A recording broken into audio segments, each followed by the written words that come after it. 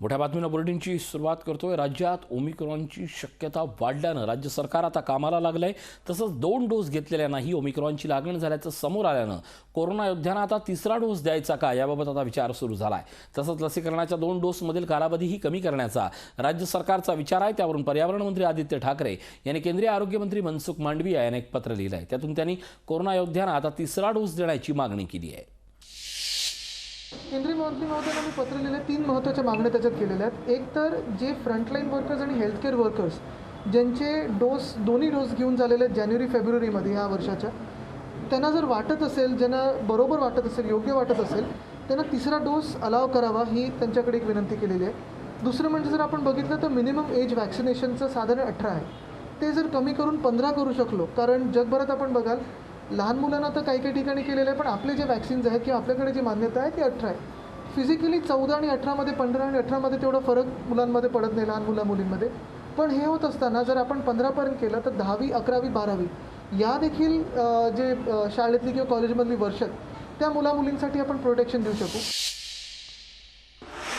ओमायक्रॉनच्या पार्श्वभूमीवर मुख्यमंत्री उद्धव ठाकरेंनी एअरपोर्ट प्रशासनाला सूचना दिल्या आहेत। परदेशातून येणाऱ्या सर्व प्रवाशांची कोरोना टेस्ट करून त्यांना 14 दिवस क्वारंटाईन करावं, त्यानंतरच शहरात प्रवेश द्यावा। तसंच हाय रिस्क देशातील प्रवाशांची माहिती तात्काळ देऊन त्यांना इन्स्टिट्यूशनल क्वारंटाईन करण्याचे आदेश एअरपोर्ट प्रशासनाला देण्यात आले आहेत। तसंच ठाण्यातून परदेशात आलेल्या प्रवाशांच्या कोरोना चाचण्या झाल्या असून सर्वांना क्वारंटाईन करण्यात आले। त्यामुळे ओमायक्रॉनची भीती सध्या ठाणेकरांना नसल्याची माहिती पालकमंत्री एकनाथ शिंदे यांनी दिली आहे।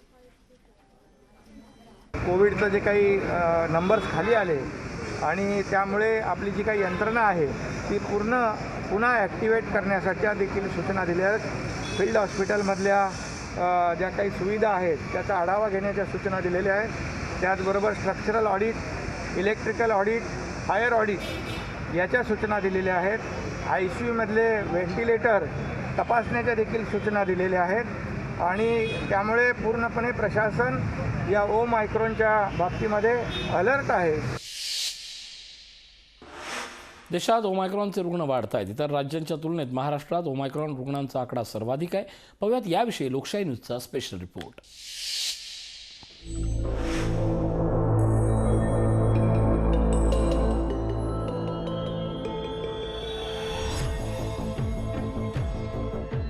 ओमायक्रॉनचा हाहाकार।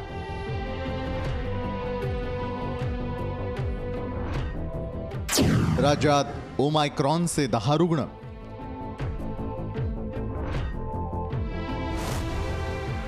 मुंबई महापालिकाही अलर्ट।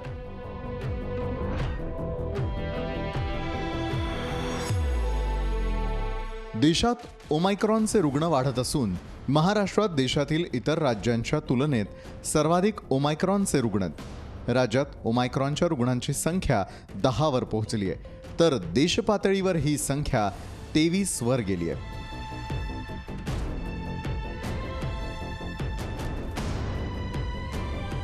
डोंबिवलीत राज्यातील पहिला ओमायक्रॉनचा रुग्ण आढळलेला होता। त्या पाठोपाठ पिंपरीतही 6 आणि पुण्यातील एकाला ओमायक्रॉनची लागण झाल्याचं समोर आलं। आता आणखी 2 रुग्णांची भर पडल्यानं राज्यातील रुग्णसंख्या 10 इतकी झाली आहे।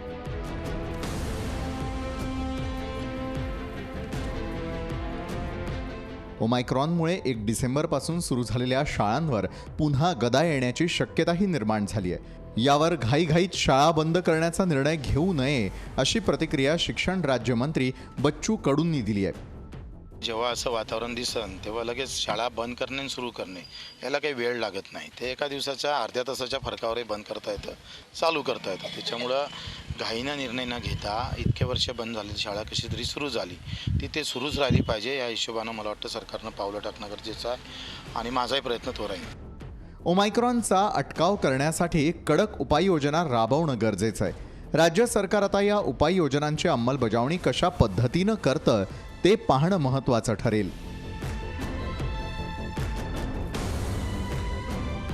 ब्युरो रिपोर्ट, लोकशाही न्यूज।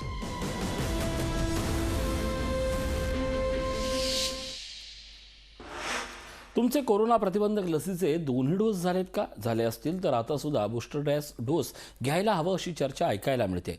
पण कोरोनाच्या नव्या व्हेरियंट ओमायक्रॉनच्या पार्श्वभूमीवर बूस्टर डोसची गरज आहे का? हा डोस ओमायक्रॉनवर प्रभावित ठरेल का? जागतिक आरोग्य अधिकाऱ्यांचं याबद्दल काय मत आहे? जाणून घेऊयात या रिपोर्टमधून.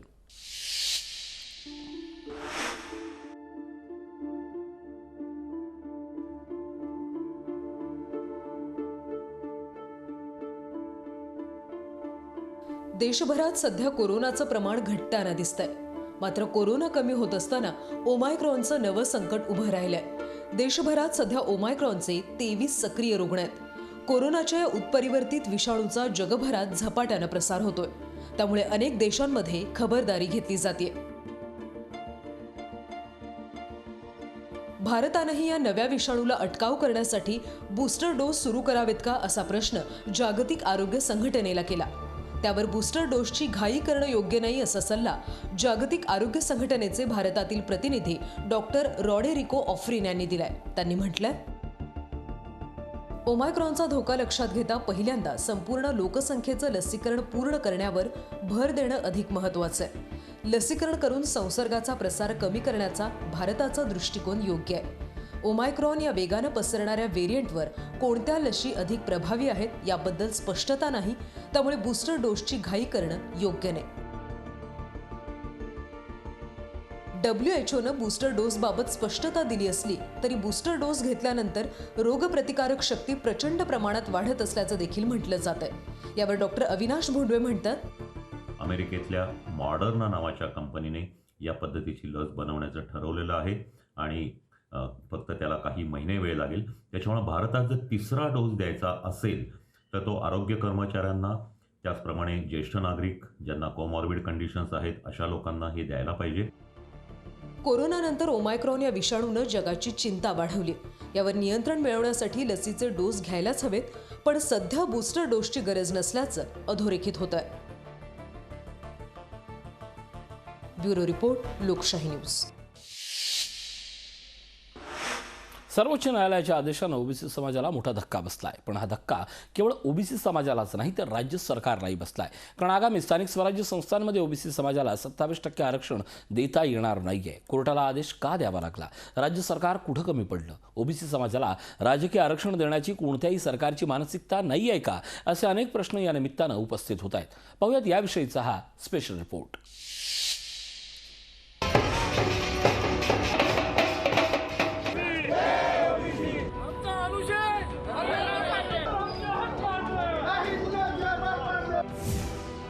ओबीसींचं राजकीय आरक्षण संपवण्याचा डाव?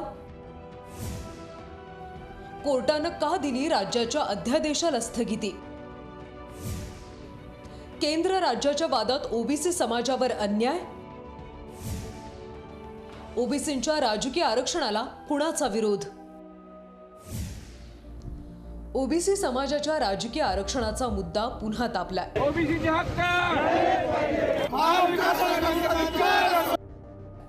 कारण राज्य सरकारच्या अध्यादेशाला सर्वोच्च न्यायालयानं स्थगिती दिली. त्यामुळे फेब्रुवारीमध्ये होणाऱ्या 23 महापालिका, 25 जिल्हा परिषदा, 299 पंचायत समित्या आणि 285 नगर परिषदांच्या निवडणुकांमध्ये याची मोठी झळ ओबीसी समाजाला बसू शकते. त्यांचं 27% राजकीय आरक्षण पुन्हा अडगळीत केलंय. त्यामुळे ओबीसी समाज संतप्त झालाय. याचा सारा दोष त्यांनी राजकीय पक्षांना देऊन होणाऱ्या निवडणुकांना स्थगिती देण्याची मागणी केली आहे. ओबीसी समाजाला आरक्षण देऊ नये अशी राष्ट्रीय स्वयंसेवक संघाची पॉलिसी आहे. गेल्या 15 वर्षामध्ये राष्ट्रीय स्वयंसंघाच्या प्रमुखांचं, बौद्धिक प्रमुखांचे जर आपण स्टेटमेंट वाचले तर याच्यामध्ये आरक्षण मुक्त भारत अशी त्यांच्या डोक्यामध्ये कल्पना आहे. आणि प्रथमतः ओबीसीवरती घाला घातल्यानंतर SC आणि ST त्यांना दाबणं सहज सोयीचं आहे. ओबीसी आरक्षणासाठी राज्य सरकारनं 23 सप्टेंबर 2021 रोजी अध्यादेश काढला होता. तत्पूर्वी 4 मार्च 2021 रोजी सर्वोच्च न्यायालयानं स्थानिक स्वराज्य संस्थेतील अतिरिक्त ओबीसी आरक्षण रद्द ठरवण्याचा निर्णय दिला होता. त्यानंतर विरोधकांनी सत्ताधाऱ्यांना लक्ष्य केलं. महाविकास आघाडी सरकारने षडयंत्र करून ओबीसीचं आरक्षण हिसकावलं आहे. या सरकारला हे माहीत होतं की 4 मार्च 2021ला सुप्रीम कोर्टाने आरक्षण कसं द्यावं ओबीसींना याचे क्लिअर कट निकाल दिला असताना 8 महिने टाइमपास केला. तर येत्या 3 महिन्यात होणाऱ्या स्थानिक स्वराज्य संस्थांच्या निवडणुकांच्या पार्श्वभूमीवर सर्वोच्च न्यायालयाच्या या आदेशानं महाविकास आघाडी सरकारला मोठा धक्का बसलाय. यावर ओबीसींचं आरक्षण संपवण्याचा घाट घातल्याचा आरोप सत्ताधाऱ्यांकडून केला जातोय. कोणते राहुल वाघ ते बीजेपीचे सरचिटणीस आहेत, त्या धुळ्याचे जळगावचे, तेच कोर्टामध्ये जातात विरोधात. हे कोण विकास गवळी आहेत, तेही सातत्याने जात आहे. की थोडं तरी ओबीसींच्या बद्दल त्यांना प्रेम आहे की आरक्षण सगळं संपवून टाकण्यासाठी कोणाच्या तरी पाठिंब्यावर ते काम करत आहेत, कोणाच्या सांगण्यावर ते काम करत आहेत. दरम्यान राष्ट्रवादी काँग्रेसच्या खासदार सुप्रिया सुळे यांनी याबाबत थेट लोकसभेत आवाज उठवलाय. केंद्रानं त्यांच्याकडचा इम्पेरिकल डेटा राज्याला द्यावा अशी मागणी सुळेंनी केली आहे. मला केंद्र सरकारला विनंती आहे की 13 तारखेला पुन्हा एकदा आम्ही ही ऑर्डर जी स्टे आहे ती चॅलेंज केलेली आहे. तर केंद्र सरकारला माझी अतिशय विनम्रपणे विनंती आहे की तुमच्याकडे आहे तो इम्पेरिकल डेटा जर तुम्ही दिला आणि तुमची भूमिका स्पष्ट केली तर आज जो ओबीसींवर अन्याय या पंचायत राजमध्ये होतोय तो होणार नाही. आता राज्य सरकारला इम्पेरिकल डेटा जमा करणं बंधनकारक असणार आहे, अन्यथा ओबीसींना राजकीय आरक्षणावर पाणी सोडावं लागेल. या पार्श्वभूमीवर निवडणुका पुढे ढकलण्याची मागणी ओबीसी नेते करतायत. आमची मागणी आहे सरकारकडे की आता याची सगळी जबाबदारी जी सरकारची आहे यातून मार काढायचा असेल तर मागच्या वेळी जशा निवडणुका पुढे ढकलल्या तशा आता ह्या निवडणुका पुढे ढकलण्यासाठी सरकारने आता निवडणूक आयोगाकडे बसून त्या ठिकाणी काय मार काढतात ते पाहायला पाहिजे.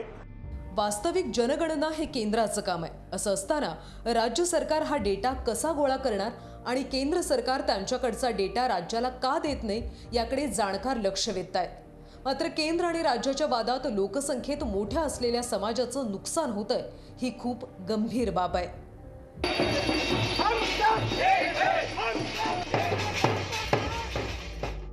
ब्युरो रिपोर्ट, लोकशाही न्यूज. परिवहन मंत्री अनिल परब यांच्या आवाहनाला प्रतिसाद मिळताना दिसतोय. राज्यभरातले 19,000 एसटी कर्मचारी कामावर परतले आहेत, तर आजपासून कामावर परतलेल्या एसटी कर्मचाऱ्यांना पगारवाढही मिळणार आहे. तर जे कर्मचारी कामावर रुजू होत आहेत त्यांना पोलीस संरक्षण दिलं जात आहे. पाहूयात याविषयीचा हा स्पेशल रिपोर्ट.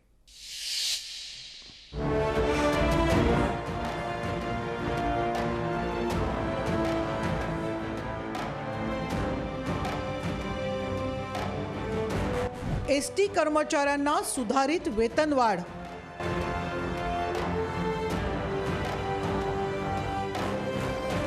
कामावर परतलेल्यांना मिळणार पगार.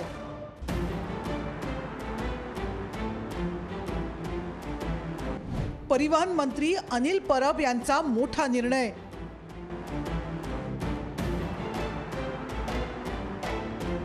कशी आहे सुधारित वेतनवाढ?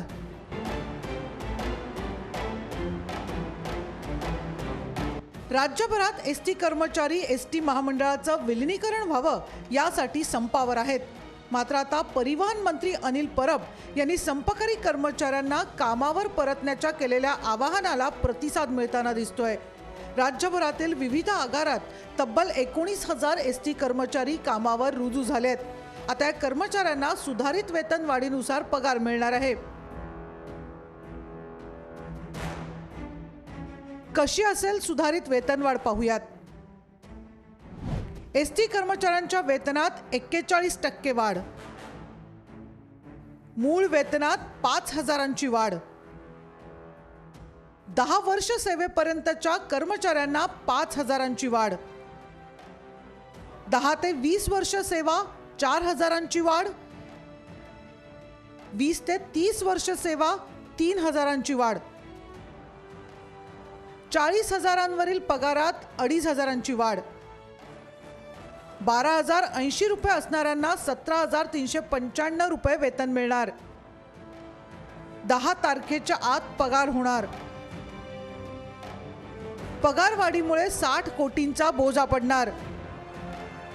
अहवालानंतर विलिनीकरणाचा निर्णय घेणार. मुंबईतल्या आझाद मैदानावरील एसटी कर्मचाऱ्यांच्या आंदोलनाला 26 पेक्षा अधिक दिवस झालेत. मात्र अजूनही एसटी कर्मचारी शासनात विलिनीकरण करण्याच्या निर्णयावर ठाम असल्याचं दिसतंय. मुळात ती वेतनवाढच फसवी आहे. का फसवी आहे? मुळात आमच्या चालकाला पगार मिळतो 12,080 वेतन आणि त्याच्यामध्ये जर समजा 5,000 वाढ केली तर 17,000 म्हणजे किमान वेतन कायद्यानुसार सुद्धा ती वेतनवाढ नाही आहे. आणि ही अशी वरून वेतनवाढ केलेली मूळ पगारात जरी केली त्यांनी समजा तर उद्या काढून घेण्याची शक्यता असते आणि कमी करण्याची शक्यता असते. त्याच्यामुळं आम्ही त्या दिवशी शिष्टमंडळामध्ये त्यांना ठणकावून सांगितलं की हे वेतनवाढ आम्हाला कसल्याही प्रकारे मान्य नाही. जोपर्यंत आता आमचं एकमत झालेलं आहे, जोपर्यंत राज्य शासकीय कर्मचारीमध्ये आम्हाला घोषित करत नाही, विलिनीकरण करत नाही, कुठल्याही दबावाला आम्ही बळी पडणार नाही. हे पगारवाढ आम्हाला नको आहे. आम्हाला फक्त विलिनीकरण. संपामुळे महामंडळाच्या बसेसचं मोठं नुकसान झालंय.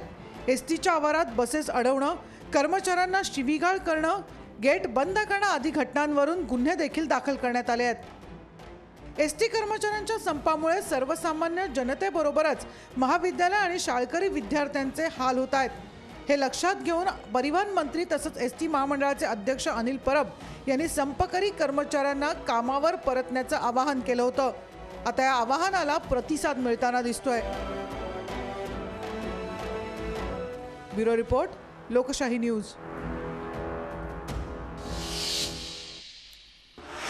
शिवसेना नेते संजय राऊत यांनी आज काँग्रेस नेते राहुल गांधी यांची त्यांच्या निवासस्थानी जाऊन भेट घेतली. यावेळी या दोन्ही नेत्यांमध्ये पाऊण तास चर्चा झाली. त्यानंतर राऊत यांनी मीडियाशी संवाद साधत काँग्रेसशिवाय कोणताही फ्रंट अस्तित्वात येऊच शकत नसल्याचं म्हटलंय. काँग्रेसशिवाय कोणतीही आघाडी होऊ शकत नाही. नवी आघाडी झाली तरी काँग्रेसच्या नेतृत्वातही एखादी आघाडी काम करेलच. काँग्रेससोबत अनेक पक्ष आहेत जे काँग्रेसच्या नेतृत्वात जातील.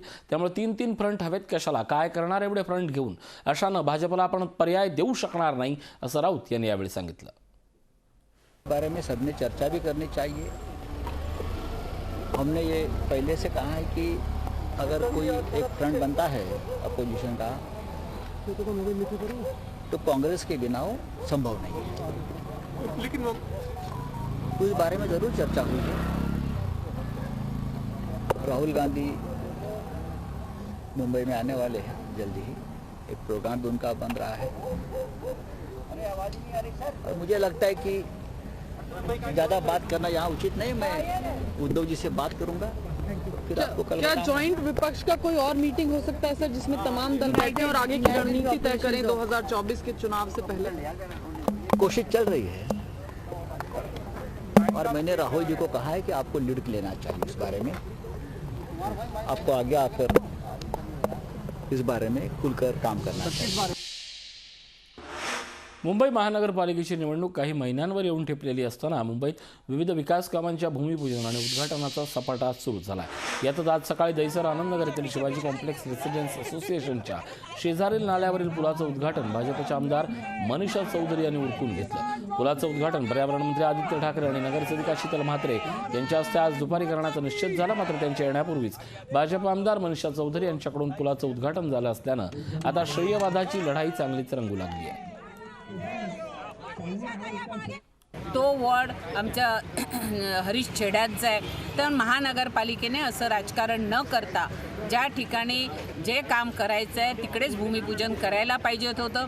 रीतसरप्रमाणे त्यांनी निमंत्रण पत्रिका बोलवून ज्या ज्या ठिकाणमधून ही दहिसर नदी येते तिकडचे विद्यमान आमदार, तिकडे असलेले विधान परिषदेचे आमदार, तिकडे असलेले नगरसेवक या सर्वांना बोलवून त्याचं भूमिपूजन केलं असतं तर तिकडे श्रेय घेण्याचा वाद आला नसता. हे श्रेय घेण्यासाठी 7 नंबरमध्ये हे चुकीचं काम चाललेलं आहे आणि त्याचा आम्ही जाहीर निषेध करतो.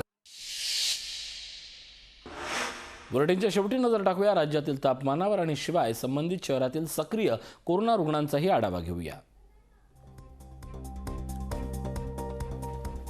बघा, मुंबईतलं कमाल तापमान 33, किमान तापमान 24 अंश सेल्सिअस, सरासरी तापमान 28 अंश सेल्सिअस, तर सक्रिय कोरोना रुग्णांची संख्या 1668. पुण्याचं कमाल तापमान 28, किमान तापमान 17, सरासरी 22, तर सक्रिय कोरोना रुग्णांची संख्या 1716.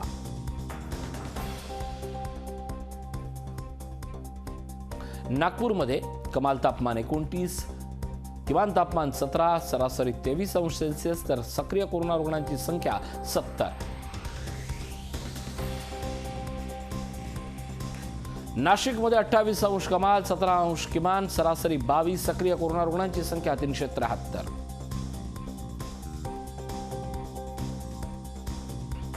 औरंगाबादमध्ये 29 अंश कमाल, 17 अंश किमान, 23 अंश सरासरी, सक्रिय कोरोना रुग्णांची संख्या 84.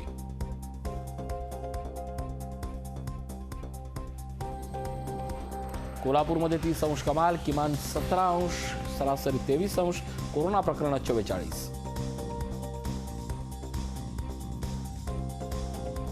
सोलापूरमध्ये 31 अंश कमाल, 21 अंश किमान, 26 अंश सरासरी, सक्रिय कोरोना रुग्णांची संख्या 101. सिंधुदुर्गमध्ये कमाल 33, किमान 21 अंश सेल्सिअस, सरासरी 27, कोरोना प्रकरण 47. अहमदनगरमध्ये 22 अंश सरासरी, 27 अंश कमाल, 17 अंश किमान, सक्रिय कोरोना रुग्णांची संख्या 356. तर जळगावमध्ये 30 अंश कमाल, 19 अंश किमान, सरासरी 24 अंश, तर कोरोना प्रकरण 7.